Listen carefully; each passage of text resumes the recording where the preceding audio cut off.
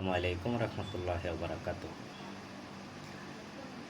প্রবাসী ভাই বন্ধু যারা যেই দেশেই অবস্থান আছেন, বিশেষ করে এখন কিছু কিছু ক্ষেত্রে দেখা যায় বেশির অংশ সৌদি আরব হচ্ছে বাংলাদেশি নাগরিক রেমিটেড যোদ্ধা হিসাবে প্রবাস জীবন যারা জীবনযাপন করতেছেন তাদের স্বার্থে মূলত আপনারা একটু সচেতনতা অবলম্বন করলে আমার মনে হয় কোনো জায়গায় কোনোভাবে লাঞ্ছিত হবেন না। প্রত্যেকটা দেশের একটা আইন আছে। সৌদি আরব কিছু কিছু জায়গায় দেখা যায় গোয়েন্দা পরিচয় দেওয়া বা বিভিন্ন প্রকার নাগরিককে হ্যারাস করার চেষ্টা করে।